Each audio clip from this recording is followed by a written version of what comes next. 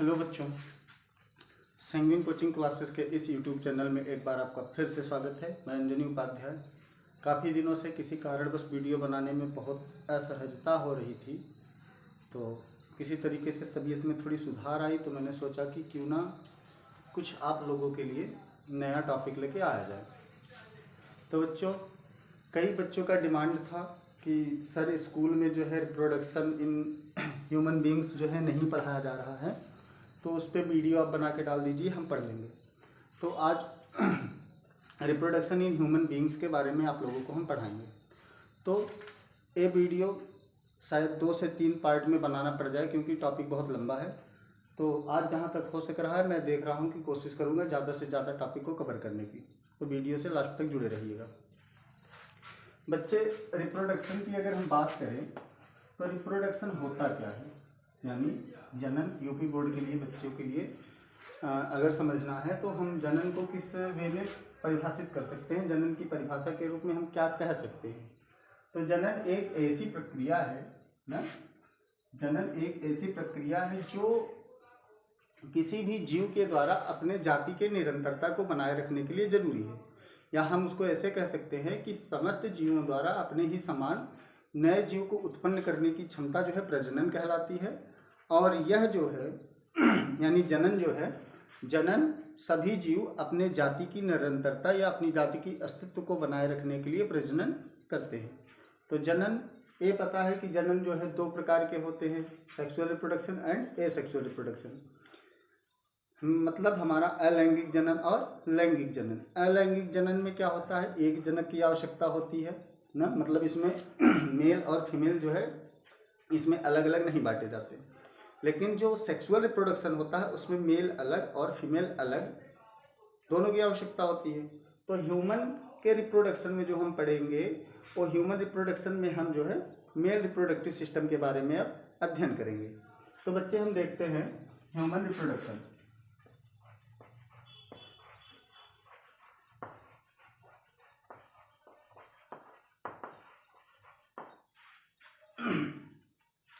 सबसे पहले हमको पता है कि ह्यूमन रिप्रोडक्शन में 2 जनक की आवश्यकता होगी, एक मेल, दूसरा क्या होगा, फीमेल। ठीक है, एक मेल की आवश्यकता होगी और दूसरा फीमेल की। अब यहाँ पे देखते हैं कि मेल से क्या निकलता है, मेल गैमीट, और फीमेल से फीमेल गैमीट। मेल से मेल गैमीट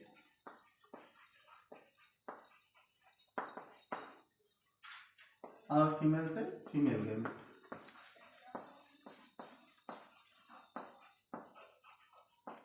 मतलब नर से नर युग्मक और मादा से मादा युग्मक बनते हैं। ठीक है, नर से नर युग्मक का निर्माण होता है और मादा से मादा युग्मक का निर्माण होता है। नर युग्मक जो होते हैं मोटाइल होते हैं। मोटाइल मतलब वो क्या होते हैं, एक जगह से दूसरी जगह पर ये मूव कर सकते हैं। और ये क्या होते हैं, लार्ज होते हैं, थोड़ा बड़े होते हैं। और क्या होते हैं, नॉन मोटाइल होते हैं। लार्ज होते हैं और नॉन मोटाइल होते हैं। मेल गैमिट की बात अगर कर ले कि ह्यूमन बींग्स में जो मेल गैमिट है उसको हम क्या कहते हैं, स्पर्म बोलते हैं, यानी शुक्राणु। और फीमेल में क्या होता है, ओवम, यानी अंडाणु। ठीक है, मेल गैमिट और फीमेल गैमिट का बनने की प्रक्रिया को क्या कहते हैं। मेल में मेल गैमेट बना यानी स्पर्म बना, और फीमेल में फीमेल गैमेट बना यानी ओवम बना। मेल में स्पर्म बनने की प्रक्रिया को और फीमेल में ओवम बनने की प्रक्रिया को, तो दोनों बन क्या रहे हैं, दोनों एक प्रकार के गैमेट है ना। तो कहीं पे किसी चीज के निर्माण की बात अगर किया जाए तो उसके लिए हम जेनेसिस वर्ड का यूज करते हैं। तो मेल में मेल गैमेट और फीमेल में फीमेल गैमेट बनने की प्रक्रिया को हम गैमेटोजेनेसिस कहेंगे।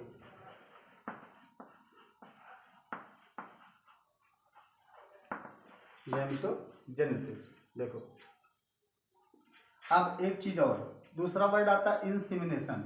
मतलब मेल के स्पर्म को ना, मेल के स्पर्म को फीमेल के वेजाइनल ट्रैक से ओवम तक पहुंचने की प्रक्रिया को क्या बोलते हैं, इंसेमिनेशन। मेल के स्पर्म को ओवम से ओवम तक पहुंचने की प्रक्रिया या फीमेल के यूट्रस तक पहुंचने की प्रक्रिया को क्या बोलते हैं? इंसेमिनेशन।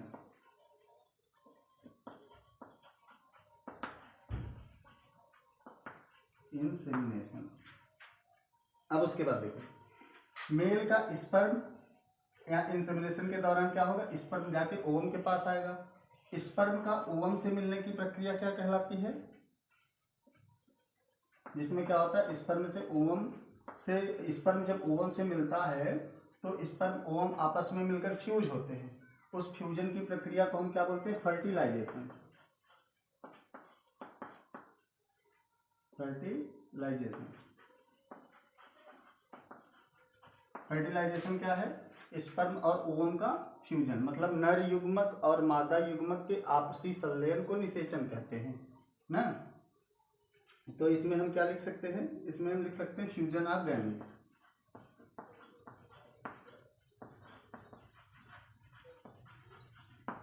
फ्यूजन ऑफ गैमीट क्या कहलाता है हमारा? फर्टिलाइजेशन। देखो यहाँ तक क्लियर है। अब उसके आगे हम देखेंगे, पहले देख लेते हैं वीडियो कितना नीचे तक जा रहा है ताकि कोई पॉइंट छूटे ना।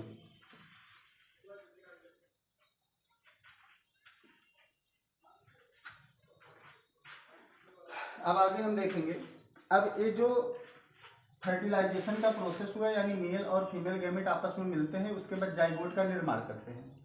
तो जो जाइगोट बनता है फ्यूजन के बाद, तो फ्यूजन के बाद जब जाइगोट बनता है तो जाइगोट जाकर जो होता है यूट्रस के वाल से चिपक जाता है।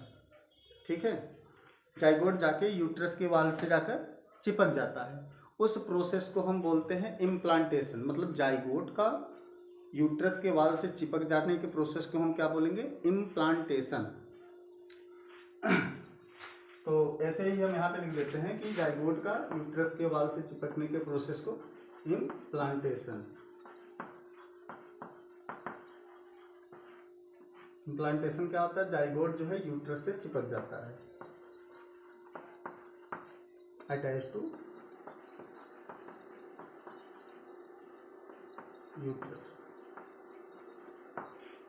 उसके बाद क्या होता है? जाइगोट जब यूट्रस के वाल से जाके चिपक जाता है तो उसके बाद क्या होता है कि अब यही जाइगोट जो है फीमेल के यूट्रस में क्या करेगा? डेवलपमेंट करेगा। डेवलपमेंट लगभग 9 मंथ का होता है। सबको पता है कि फीमेल में यानी ह्यूमन बींग्स में अगर हम जेस्टेशन पीरियड की बात करें तो जो जाइगोट 9 महीने तक उसमें बनता है, या फिर कह सकते हो कि गर्भ में बच्चे जो 9 महीने तक रहते हैं, उस पीरियड को हम क्या बोलते हैं? Gestation period. Gestation period, gestation period, ठीक है, उसको गर्भकाल बोलते हैं। उसके बाद 9 मंथ के बाद क्या होता है? बच्चे की डिलीवरी होती है। डिलीवरी होने के प्रोसेस को हम पार्चुरेशन बोलते हैं। आई होप अब आप लोगों को इतना समझ में आया होगा। Male gamete non motile sorry motile होता है, फीमेल गैमेट क्या होता है? नॉन मोटाइल होता है। मेल में स्पर्मेटोजेनेसिस जब होता है तो स्पर्म, और फीमेल में ओवम। ये दोनों जब आपस में, मतलब स्पर्म का ओवम से मिलने की प्रक्रिया, या फिर कह सकते हो मेल फीमेल में जिस प्रोसेस से स्पर्म को ओवम के में ले जाता है उसको इंसेमिनेशन। जब मेल गैमेट फीमेल गैमेट आपस में मिलते हैं तो फ्यूजन होता है, उसको हम क्या बोलते हैं? फर्टिलाइजेशन। फर्टिलाइजेशन के दौरान जाइगोट बनता है। जाइगोट फिर क्या करता है? वो हमारा यूट्रस में क्या होता है? जाके उसके वाल से चिपक जाता है। उसके बाद क्या होता है कि 9 महीने तक जाइगोट का डेवलपमेंट होता है, जिसको हम क्या बोलते हैं? जाइगोट के डेवलपमेंट को हम बोलते हैं जेस्टेशन पीरियड। मतलब जितने दिन तक उसमें रहता है उसमें एम्ब्रियोनिक डेवलपमेंट होता है। मतलब जाइगोट अलग अलग खंडों में बढ़ते रहते हैं। वो सब चीज़ें आगे मिलेगी हमको। तो आई होप इतना अगर आप लोगों को समझ में आया होगा तो और आगे चलते हैं।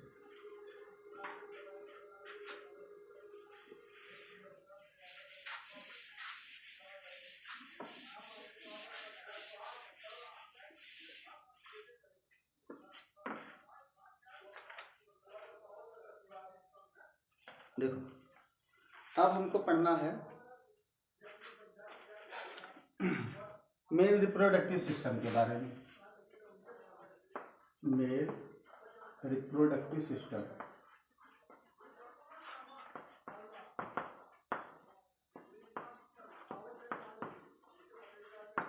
मेल रिप्रोडक्टिव सिस्टम के बारे में।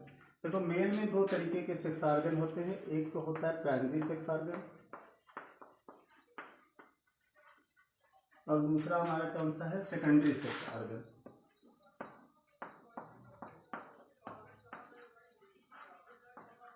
प्राइमरी सेक्स ऑर्गन में जो होता है, मेन जो ऑर्गन है हमारा आता है टेस्टिस। इसमें क्या होता है, इसमें जो प्राइमरी सेक्स ऑर्गन है इसके थ्रू होता है गैमेटोजेनेसिस, और यहाँ पे क्या होते हैं, सेक्स हार्मोन्स यहाँ पे बनते हैं, गैमेटोजेनेसिस।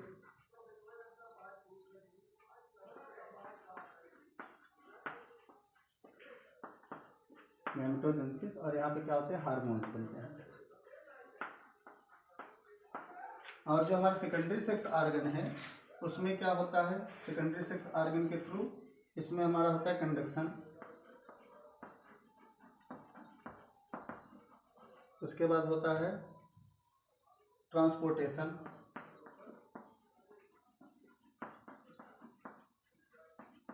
मतलब एक जगह से दूसरे जगह पर चीजें जाती हैं। उसके बाद तीसरा प्रोसेस है इंसेमिनेशन।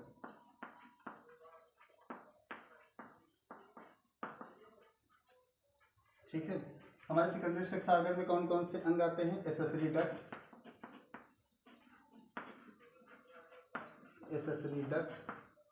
उसके बाद दूसरी कौन सी चीजें हैं भाई, ग्लैंड्स, और क्या आता है, तीसरा हमारा है एक्सटर्नल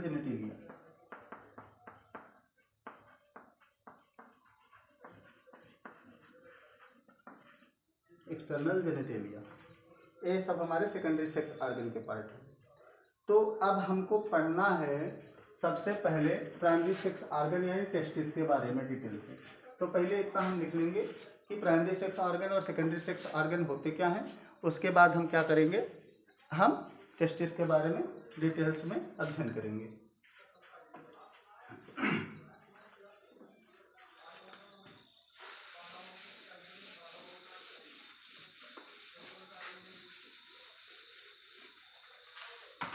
बच्चे अब देखेंगे कि जो टेस्टिस होता है होता क्या है। टेस्टिस क्या है, ये मेल का प्राइमरी सेक्स ऑर्गन है। इसके बारे में थोड़ा देखते हैं।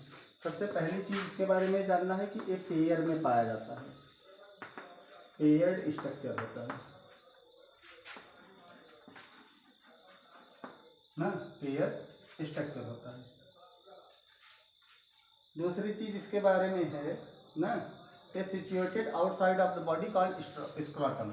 ये हमारे बॉडी के आउटसाइड होता है, ठीक है, हमारे बॉडी के आउटसाइड सिचुएटेड होता है, और जिस भाग में सिचुएटेड होता है मतलब स्थित होता है उसको हम स्क्रोटम बोलते हैं।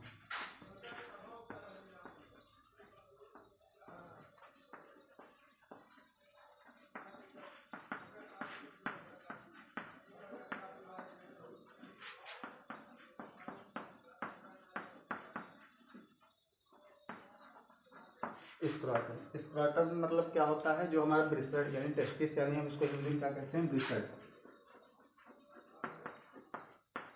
ठीक है, ब्रिस्टड क्या होता है, ब्रिस्टड कोश में स्थित होता है। स्क्रोटम को हम हिंदी में ब्रिस्टड कोश कहते हैं। अब उसके बाद क्या है, इसमें कौन सा काम होता है भाई, इसमें होता है स्पर्मेटोजेनेसिस। स्पर्मेटोजेनेसिस होता है, और स्पर्मेटोजेनेसिस जो होता है उसके लिए टेम्परेचर जो है लोअर होना चाहिए। कितना, हमारे बॉडी के टेम्परेचर से, temperature lower than 2 degree Celsius और 3 degree Celsius our body temperature,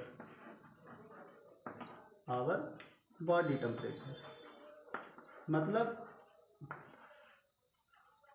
spermatogenesis यानी जो टेस्टिस है उसको स्पर्म बनाने के लिए हमारे बॉडी टेम्परेचर से 2 से 3 डिग्री सेल्सियस टेम्परेचर कम की आवश्यकता होती है।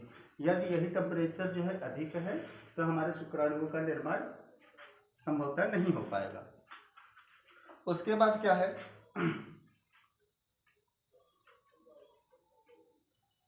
टेस्टिस जो है जब बच्चे गर्भ में ही रहते हैं, एब्डोमेन में रहते हैं, उसी दौरान जो है टेस्टिस का निर्माण हो जाता है ना। टेस्टिस जो है testis start testis form in abdomen.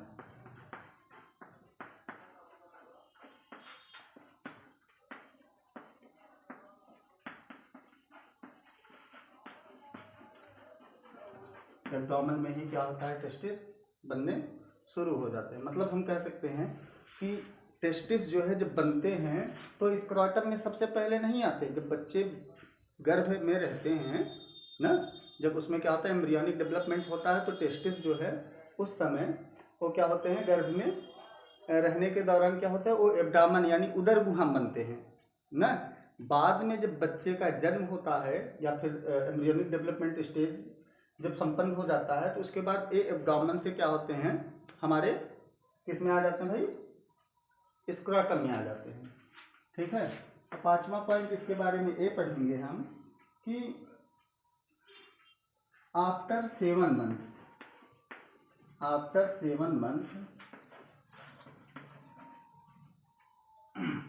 Of gestation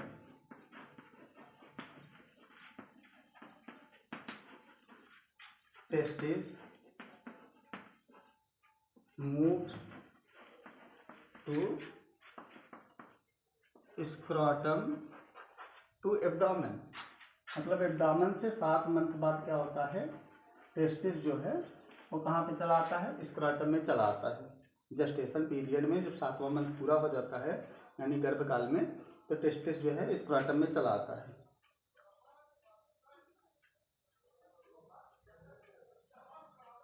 और कभी कभी क्या होता है कि टेस्टिस जो है वो 7वें मंथ के बाद जो है ना, वो क्या होता है, स्क्रोटम में नहीं आ पाता। उसको जब टेस्टिस क्या होता है कि 7 मंथ के बाद भी स्क्रोटम में ना आ पाए, तो उसको हम क्रिप्टोरकिज्म बोलते हैं ना। एक प्रकार का डिसऑर्डर है। ठीक है।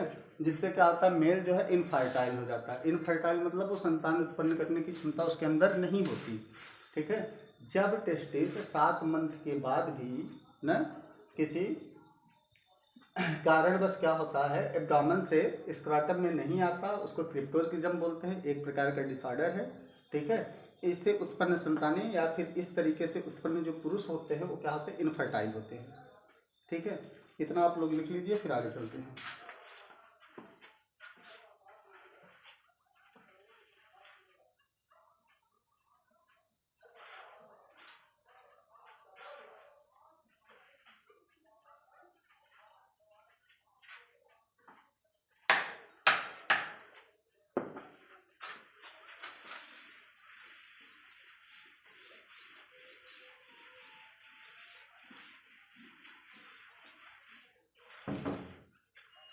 अब देखेंगे उसके आगे।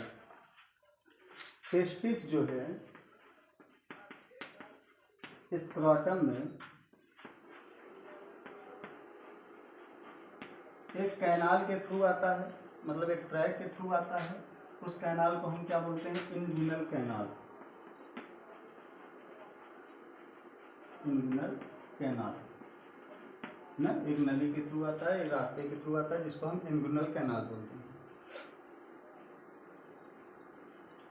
अब हम इसके स्ट्रक्चर को समझते हैं। टेस्टिस के बारे में इतना पॉइंट, आई होप यहाँ तक आपको समझ में थोड़ा बहुत आया होगा। प्रयास करेंगे तो अच्छे से आएगा। अगर एक बार में नहीं समझ में आता, वीडियो को बार बार देखने का प्रयास, बार बार क्या 1-2 बार देखेंगे तो आई होप समझ में आ जाना चाहिए। अब यहाँ पे जैसे देखते हैं कि टेस्टिस में एक क्या हो गया, स्क्रोटम हो गया। ठीक है। स्क्रोटम यानी वृषणकोश। मैंने बताया कि ये क्या है, एब्डोमेन से आएंगे एक कैनाल के माध्यम से, जिसको हम इन्गुइनल कैनाल बोलेंगे ना। इस कैनाल को हम क्या बोलते हैं, इन्गुइनल कैनाल। इन्गुइनल कैनाल।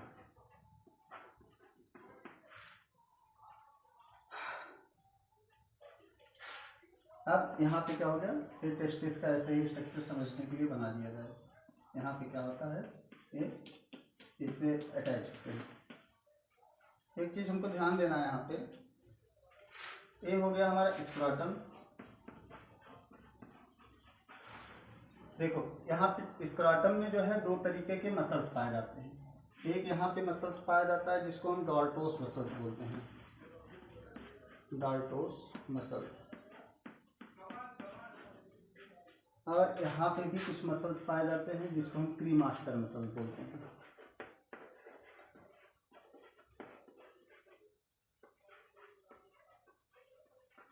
इन मसल्स का काम क्या होता है, जब भी हमारे शरीर का टेम्परेचर कम या अधिक होता है तो अधिक टेम्परेचर होने पर ये क्या करता है, शरीर से वृषण कोश को दूर ले जाने का काम करता है, यानी स्क्रोटम को दूर ले जाने का काम करता है। और शरीर का टेम्परेचर कम है ना, तो यानी ठंडियों उंडियों के समय में क्या होता है कि एक स्क्रोटम जो है इस शरीर की तरफ चला जाता है। तो इसमें हेल्प करने का काम यही दो तरीके के मसल्स करते हैं, जिसको हम क्रीमास्टर मसल्स और डॉर्टोस मसल्स कहते हैं।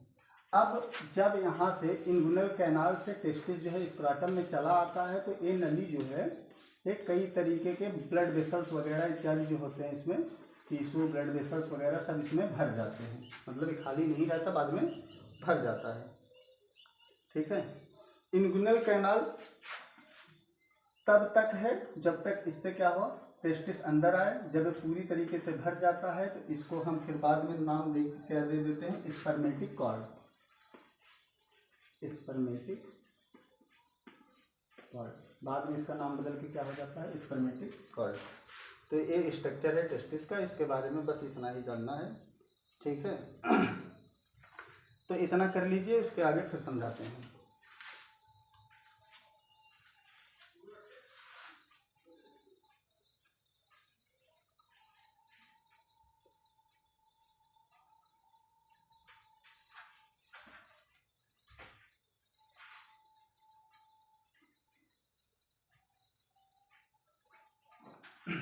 चलो अब आगे चलते बच्चे।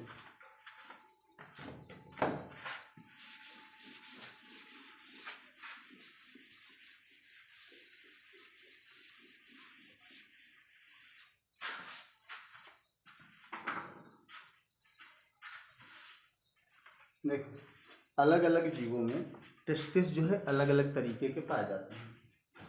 कुछ जीव ऐसे होते हैं ना जिसमें टेस्टिस बाहर की तरफ होता है ना, जिसमें टेस्टिस बाहर की तरफ होता है उसको एक्स्ट्रा एब्डोमेन टेस्टिस बोलते हैं, एक्स्ट्रा एब्डोमेन।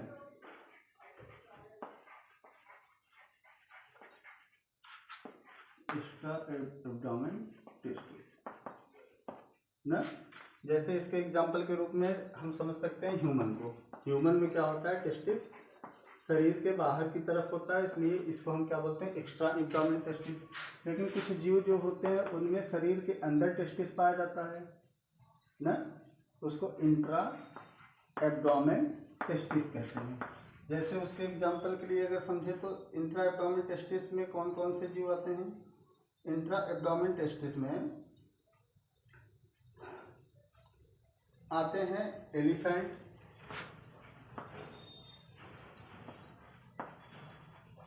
एलिफेंट हो गया, एक्वाटिक एनिमल मतलब जो जलीय जीव हैं ना, उनमें क्या होता है, इंट्रा एब्डोमेन टेस्टिस पाया जाता है।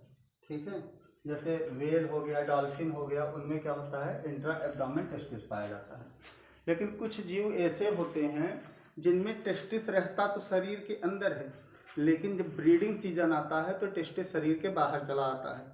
तो इस प्रकार के जीव को हम क्या कहेंगे, एक्स्ट्रा इंट्रा एब्डोमेन टेस्टिस। जैसे चमगादड़ वगैरह जो हैं उनमें इसी तरीके का टेस्टिस पाया जाता है कि मतलब वो ब्रीडिंग के समय में क्या होते हैं, बाहर चले आते हैं, बाकी समय क्या होते हैं, शरीर के अंदर रहते हैं। तो टेस्टिस के अलग अलग प्रकार हैं, शरीर के बाहर पाया जाए तो एक्स्ट्रा एब्डोमेन टेस्टिस, शरीर के अंदर पाया जाए तो इंट्रा एब्डोमेन टेस्टिस, और अगर ब्रीडिंग सीजन के समय निकल रहा है बाहर तो इंट्रा एक्स्ट्रा एब्डोमेन टेस्टिस।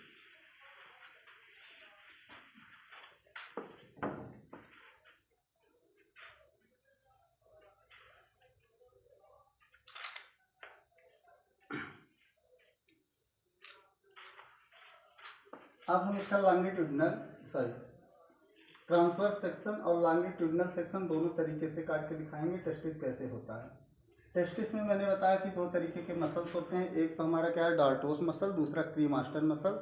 ये क्या होता है, विंटर के सीजन में ये ब्रिंग आउट करके शरीर के साइड ले जाता है स्क्रोटम को, और गर्मियों के समय में क्या होता है, शरीर से बाहर करने का काम करता है। इसका कार्य समझाया गया है। अब हम इसकी संरचना को समझते हैं टेस्टिस के।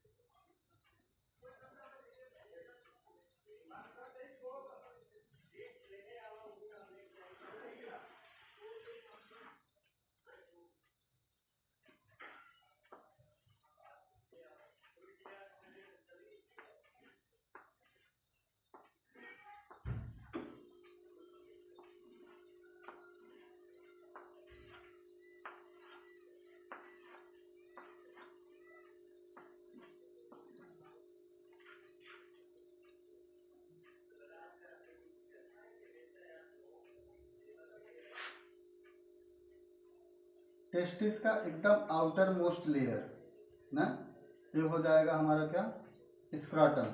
अब ये वाला भाग जो है, अंदर की तरफ का भाग जो है, इस भाग को हम बोलते हैं ट्यूनिका एल्बुजिनिया। ट्यूनिका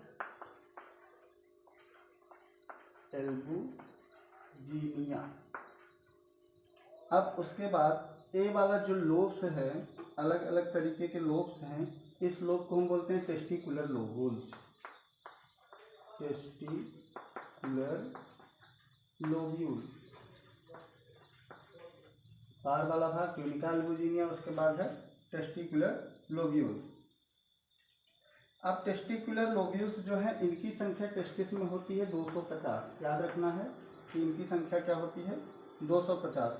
अब इसके बाद इस टेस्टिकुलर लोब्यूल्स के अंदर हमारे इस तरीके के स्ट्रक्चर देखने को मिलेंगे, जिसको हम सेमिनिफेरस ट्यूब्यूल्स कहते हैं।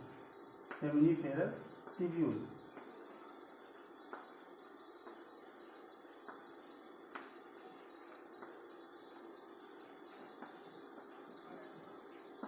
ना, अब इस सेमिनिफेरस ट्यूब्यूल से एक डक्ट निकलता है ना, इस तरीके से डक्ट निकलेगा। इसका नाम लिख लेते हैं सेमिनिफेरस ट्यूब्यूल। सेमिनिफेरस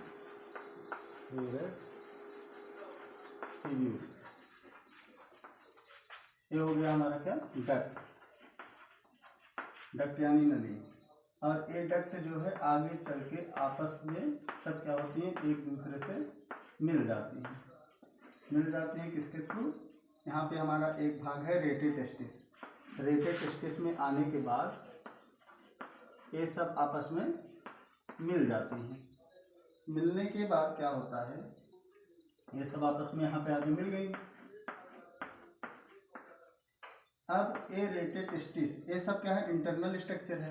अब यहाँ से हमारा क्या होता है, एक नली जैसी स्ट्रक्चर इस तरीके से निकली होगी, जिसको हम बोलेंगे वासा इफ्रेंसिया। वासा इफ्रेंसिया। वासा इफ्रेंसिया। वासा इफ्रेंसिया बाहर जो है इस तरीके का एक स्ट्रक्चर हमको देखने को मिलेगा। वासा इफ्रेंसिया बाहर की तरफ कैसे निकल जाती है भाई, ये वाला जो हमारा स्ट्रक्चर है इसको बोलते हैं एपिडिडर्मिस। एपिडिडर्मिस। और ये बाहर का जो भाग है इसको हम क्या बोलते हैं, वास डिफरेंस।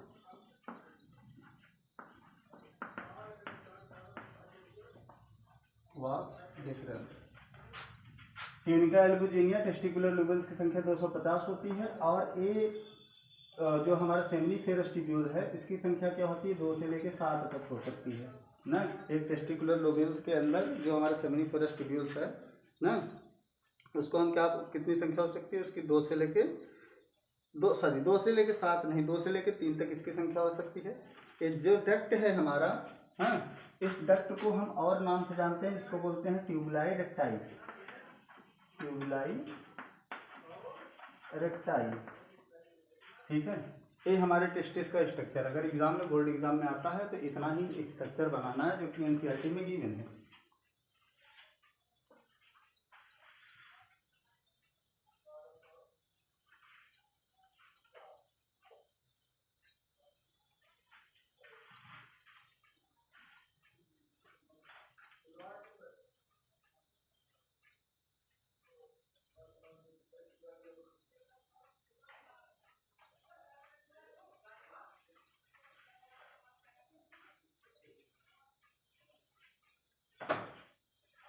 ठीक है बच्चों, आज के क्लास में बस इतना ही। अब कल हम इसके बारे में, इसके जितने भी ऑर्गन्स यहाँ पे जितनी भी इसकी नेमिंग की गई है, इसके बारे में थोड़ा डिटेल से समझेंगे कि ट्यूनिका अल्बिजिनिया क्या होता है, टेस्टिकुलर ल्यूब्यूल्स क्या होता है, सेमिनिफेरस ट्यूब्यूल्स क्या होते हैं, ट्यूबुलर इरेक्टाई क्या होती है, वासा डिफरेंस, एपिडिडाइमस के कितने पार्ट होते हैं, ठीक है, क्वाड्रा कैपुट, और यहाँ पे कैप होता है, 3 पार्ट मतलब इसके होते हैं, आगे बताया जाएगा। वास डिफरेंस का काम क्या है, वास डिफरेंस का काम क्या है। आई होप आपको वीडियो पसंद आएगा। अगर वीडियो पसंद आता है तो ज़्यादा से ज़्यादा लोगों को शेयर करिए ताकि और भी बच्चे इसका लाभ उठा सकें। मिलते हैं नेक्स्ट पार्ट में, देखते हैं नेक्स्ट पार्ट जो होता है, हो सकता है तो कल, नहीं तो संडे तक हम अपलोड कर देंगे।